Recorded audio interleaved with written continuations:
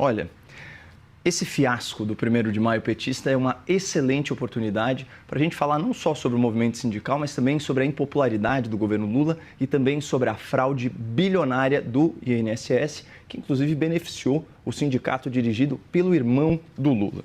Vamos começar então pela corrupção do Instituto Nacional do Seguro Social, famoso INSS. Ao contrário da narrativa repetida a exaustão pelas gargantas de aluguel na imprensa, não foi o governo quem tomou a iniciativa de investigar essa fraude bilionária. Quem denunciou publicamente o escândalo foi o jornalista Luiz Vassalo, em 27 de março de 2024, que inclusive relatou a relutância do governo em divulgar os dados solicitados. Segundo ele, o aumento injustificável do faturamento dessas associações, desses sindicatos, foi constatado pela Lei de Acesso à Informação, dados que o INSS, de início, se recusou a fornecer. Foram meses de recusa e de recursos. Bom, tem mais. Logo depois da publicação da denúncia no site Metrópolis, a Controladoria Geral da União enviou a seguinte mensagem ao jornalista, aspas, a partir da sua reportagem, abrimos uma investigação preliminar. Mas, pessoal, isso foi no começo de abril do ano passado.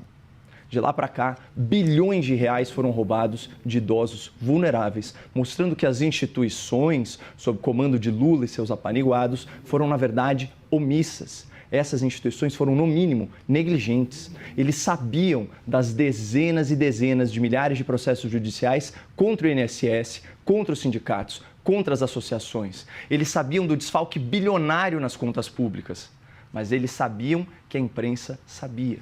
E que, portanto, era impossível abafar o escândalo e não fazer nada. Por isso, ao invés de não fazerem nada, o governo Lula e seus indicados decidiram fazer muito pouco. E só agora, 1 ano e alguns bilhões de reais depois, tomaram a providência mais óbvia, que é afastar algum dos potenciais envolvidos. Mas, enfim, o ponto aqui é o seguinte, todo o mérito pela apuração, pela denúncia dessa fraude bilionária, pertence exclusivamente à imprensa. Assim como foi no caso do Mensalão, o primeiro de tantos escândalos de corrupção do lulopetismo.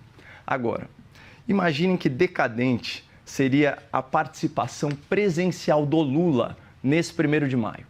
Um presidente com vasta experiência em escândalos de corrupção, que lidera um governo com menos de 30% de aprovação e que tem medo de afastar o seu ministro da Previdência, falando aí para uma plateia de sindicatos, de associações que potencialmente acabaram de roubar bilhões de reais de idosos vulneráveis. É óbvio que o Lula arregou, porque o Lula é politicamente covarde. Ele terceiriza suas responsabilidades políticas, suas responsabilidades econômicas, suas responsabilidades penais, inclusive. Ano passado, quando o Lula e o PT e os sindicatos falaram aí para uma plateia vazia no Dia do Trabalho, essa foi a manchete do Estadão. Lula reclama de baixo público em ato do 1º de maio em São Paulo. Evento foi mal convocado. Mal convocado? Será que a militância não sabia que dia 1º de maio é dia de vestir vermelho e comer mortadela? Hein? Claro que sabia. Todo trabalhador sabe que tem festa sindical no 1º de maio e todo trabalhador faz questão de não ir, porque quem trabalha não se sente mais representado pelo PT, pela CUT, pelo peleguismo em geral. Houve um despertar político na sociedade brasileira produtiva.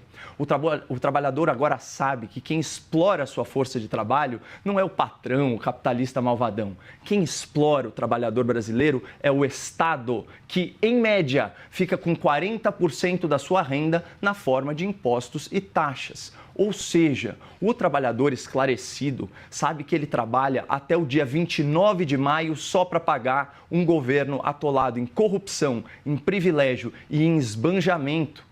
E alguém acha, em sã consciência, que esse trabalhador, no seu feriado de 1º de maio, vai querer prestigiar um governo que acabou de assaltar os aposentados e aplaudir o Lula, estrela da Lava Jato, aplaudir o ministro da Fazenda, conhecido como Tachad, aplaudir a primeira-dama, apelidada de Esbanja? O melhor mesmo para o Lula, Basília, é botar a culpa nos companheiros do sindicato e faltar à sua própria festa esvaziada.